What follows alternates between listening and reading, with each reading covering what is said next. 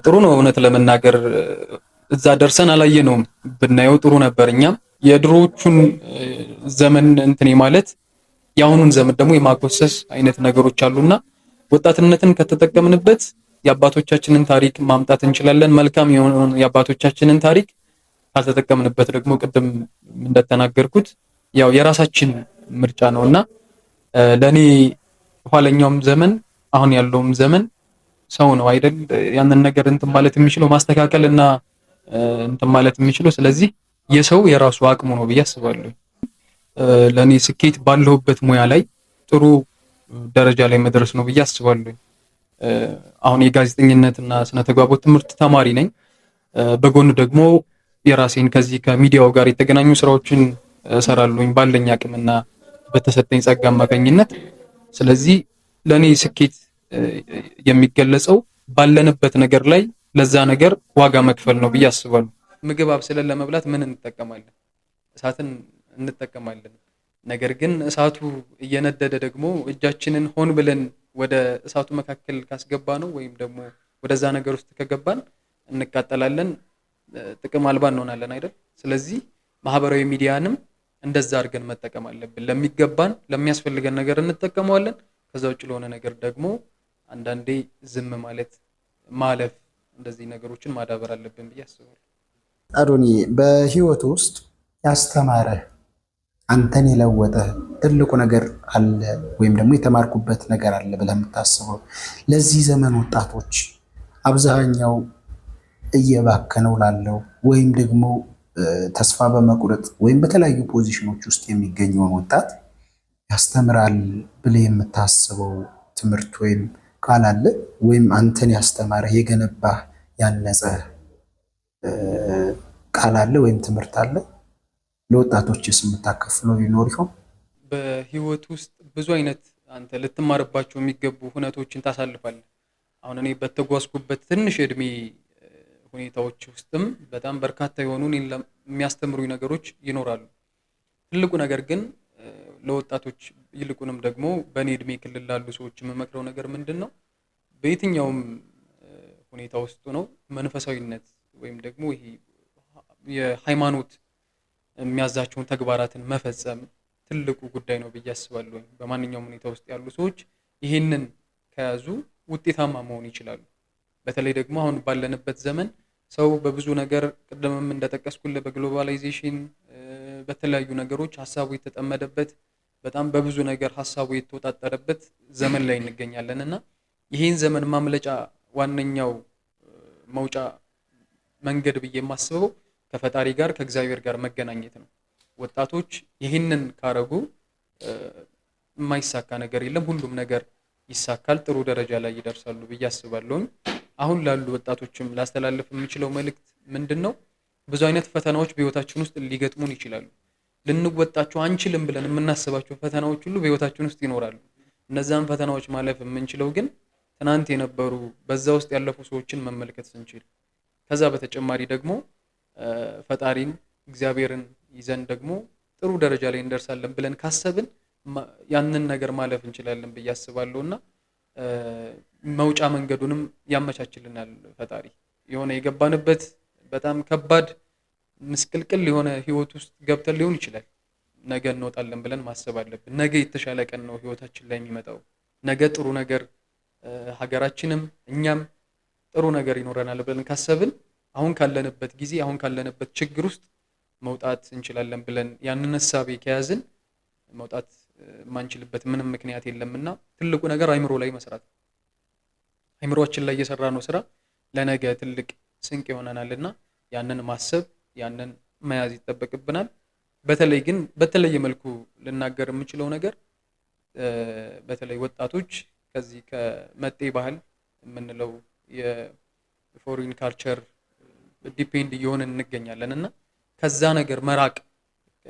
ጥሩ ነገሮች ሊኖሩ ይችላሉ የምንወስዳቸው ነገሮች፣ ግን እንደወረደ ባንቀበል ለራሳችን እንደሚስማማ አድርገን ለራሳችን እንደሚሆነን አድርገን ሰፍተን ብንለብስ ጥሩ ነው ብዬ አስባለሁ። አብዛኛው ሰው የራሱን ማንነት ሊያውቅ ይገባል ከሌላው ባሻገር። ስለዚህ የራሱን ማንነት ይዘው ሄድ ነው የምትለው። እንደ አንድ ኢትዮጵያዊ ወጣት ወይም ደግሞ እንደ አንድ ወጣት እንደ መንፈሳዊ ወጣት አሊያም እንደ አንድ ኖርማል ወጣት ለኢትዮጵያ ልታቀርብ የምትችለው አስተዋጽኦ ወይም ራዕይ ምንድን ነው? ይህ ጥያቄ ላንተ ነው ሞር። ምክንያቱም በአንተ ብዙ ሰዎች ይማራሉ። ሞር ደግሞ ለነዛ ሰዎችስ ሊሆኑበት የሚችለው አንድ ኢትዮጵያዊ ሰው ወይም አንድ ወጣት በአሁን ዘመን ለኢትዮጵያ ምን አይነት አቅርቦት ሊሰጥ ይችላል? ይህንንም በዚሁ አያይዘህ መልስልኝ ከአንተ በመነሳት። እሺ እንግዲህ እንደ አንድ ወጣት ነው ጨዋታችንም በወጣትነት ዙሪያ ነው። ቅድምም ካነሳ ነው ርዕስ አንጻር እና ከዚህ አንጻር ስንመለከተው እንደ አንድ ወጣቱኝ ሳስበው ኢትዮጵያን ያው በብዙ መልክ ሰው ይገልጻታል። እንደውም ምን ሲባል ይሰማል ብዙ ጊዜ ኢትዮጵያን አንድ ሰው ከወጣበት አካባቢ አንጻር ይመለከታታል በብዙ ሳይድ።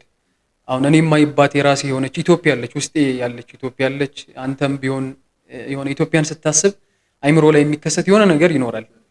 ለምሳሌ አሁን እኔን ከወሰድክ ኢትዮጵያን ሳስብ ነጭ ልብስ የለበሰች አረንጓዴ፣ ቢጫ፣ ቀይ ዙሪያዋን ያለባት የሆነ የእናትነት እንትን ያለባት ኢትዮጵያን እመለከታለሁ እንደኔ ማለት ነው። ስለዚህ ኢትዮጵያን ሀገራችን ነች አይደል? ሀገርን ደግሞ እናት ነች።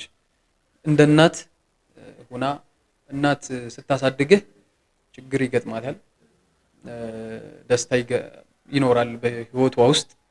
አንተን ለማሳደግ ብዙ ውጣ ውረዶችን ትወርዳለች፣ ትወጣለች፣ ብዙ አይነት ፈተናዎችንም ታሳልፋለች እናት። ኢትዮጵያም ያቺ ናት። አሁን ላይም እያየነው በግልጽ እያየነው ያለው ነገር ስለሆነ ማለት ነው። ብዙ ፈተናዎች ሊኖሩ ይችላሉ፣ ችግሮች ሊኖሩ ይችላሉ፣ ብዙ አይነት አለመግባባቶች፣ ተመሳሳይ ነገሮች ሊኖሩ ይችላሉ። ስለዚህ ኢትዮጵያ ግን ነገም ኢትዮጵያ ነች። እናት ዛሬም እናት ነች። ነገ ሌላ እናት መቼም አይመጣም አይደል? ስለዚህ ልክ እንደ እናት ስለን ሀገራችንንም ደግሞ ያሉባትን ችግሮች እንዳሉ ነው። እነዛን ችግሮች አብረን መፍታት፣ በጋራ ሆነን እነዛን ነገሮች ማሻገር። እንደ ወጣት ደግሞ ነገም ተስፋ አለን። ምክንያቱም መሀል ላይ ያለው የእድሜ ክልል ላይ ነን። የህፃንነት የምንለውን የእድሜ ክልል አልፈናል። ወደ ሽምግልናው ወደ ጎልማሳነቱ የምንሄድበት የእድሜ ክልል የወጣትነት ጊዜያችን። ስለዚህ ለነገዋ ኢትዮጵያ ደግሞ የኛ አቅም፣ የኛ ብርታት፣ የኛ ጉልበት ያስፈልጋታል። ስለዚህ ለኢትዮጵያ በጋራ ሆነን መጓዝ፣ በጋራ ሆነን መሄድ፣ እነዚህን ነገሮች ማድረግ ይጠበቃል ብዬ አስባለሁ።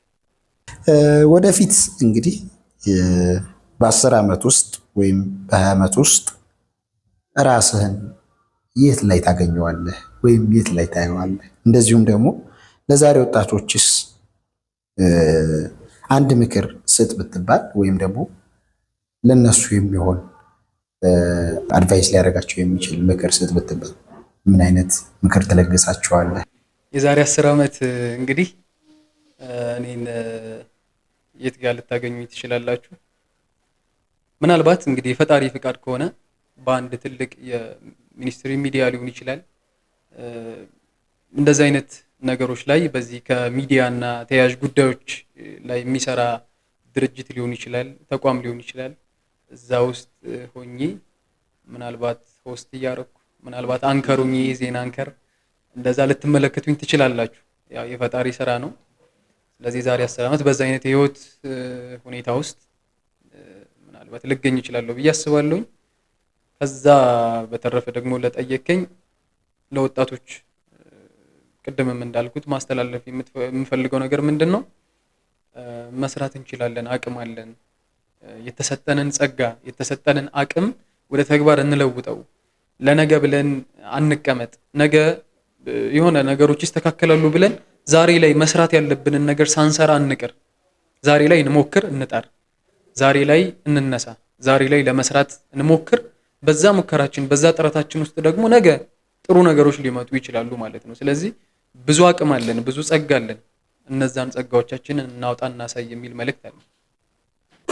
የወጣቶችን ህይወትን በአሁኑ ዘመን ከሚገዱ ተግዳሮቶች ውስጥ ትልቁ ትንበያ ምንድን ነው? በተለይ አሁን ባለንበት ዘመን ብዙ ጊዜ ለወጣቶችን ትልቅ ተግዳሮት ይሆናል ብዬ የማስበው የዚህ የማህበራዊ ሚዲያ አጠቃቀም እና ከቴክኖሎጂ ጋር ተያያዥ የሆኑ ጉዳዮች ናቸው ብዬ አስባለሁ። እንደኔ ይህ ማለት ምንድነው?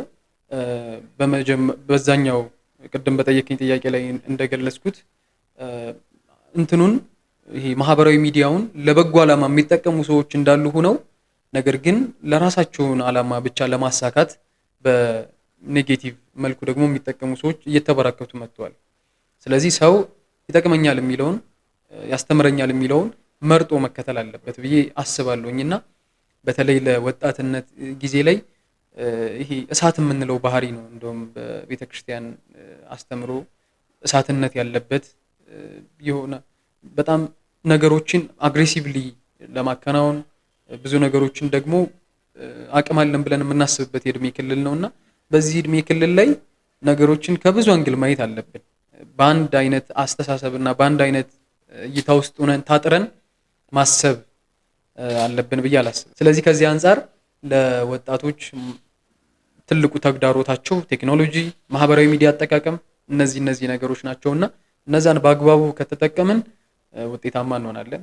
እነዛን ደግሞ ባልተገባ ሁኔታ ባልተገባ መስመር ውስጥ ከተጠቀምናቸው ደግሞ ውድቀትን ይዘውብን ይመጣሉና ትልቁ ተግዳሮታቸው ብዬ የማስበው የዚህ የማህበራዊ ሚዲያና የቴክኖሎጂ አጠቃቀማችን ነው። ግን በጣም የሚዘረዘሩ ጉዳዮች አሉ። በእነዚህ ብቻ የሚያበቃ አይደለም። ሌሎች ጉዳዮች እነዚህን የሚወልዱ ከነዚህ የሚወለዱ ሌሎች ደግሞ የራሱ የሆኑ የሚያመጧቸው ችግሮች አሉ። በተለይ ግን ለኔ እንደ ግል ቴክኖሎጂና ማህበራዊ ሚዲያ ለወጣቱ አሁን ላይ ተግዳሮት ነው ብዬ አስባለሁ። እጅግ በጣም አመሰግናለሁ አዶንዬ። ጥሪያችንን አክብረህ ቆንጆ የሆነ መልስ ለእኛ ብቻ ሳይሆን ለአብዛኛው ወጣት ያስተምራል ብለን የምናስበውን አቅርቦት ስላቀረብክልን እንደዚሁም ደግሞ ለሁሉም አርአያ ሆነህ ሰዓትህን መስዋዕት አድርገህ እኛ ጋር እዚህ ስለመጣ በጣም እናመሰግናለን። ጋርጌ አመሰግናለሁ። በተለይ ከተፈቀደልኝ በእንደዚህ አይነት ፕሮግራሞች ላይ በደንብ እንትን ማለት ያስፈልጋል ብዬ አስባለሁ። እናንተ የያዛችሁት ፕሮግራም አሁን እንደዚህ ስለ ወጣቶች መወያየት፣ ስለ ወጣቶች ማንሳት፣ ስለ ወጣትነት ማንሳት በጣም ይጠበቃል። በአሁኑ ዘመን ግልጽ የሆነ መነጋገሮችን መፍጠርና እንደዚህ አይነት ፕሮግራሞች በደንብ ሊቀጥሉ ይገባቸዋልና ይህን ፕሮግራምም ስላዘጋጃችሁ እናንተን እጅግ አድርጌ አመሰግናለሁ። እንግዳችሁም ስላደረጋችሁኝ አመሰግናለሁ። ተመልካቾቻችን የዛሬው ፕሮግራማችን እንደተመለከታችሁት አጭሩ ይህን ይመስል ነበር። አትርፋችሁበታል ብለን እናስባለን። ሁላችሁም ዩቲዩብ አካውንታችንን እንደዚሁም ቲክቶክ አካውንታችንን ፎሎ በማድረግ ሰብስክራይብ በማድረግ ጣይ ሳምንት በሌላ ፕሮግራም እስከምንዘጋጅ ድረስ ሰላም ቆዩልን።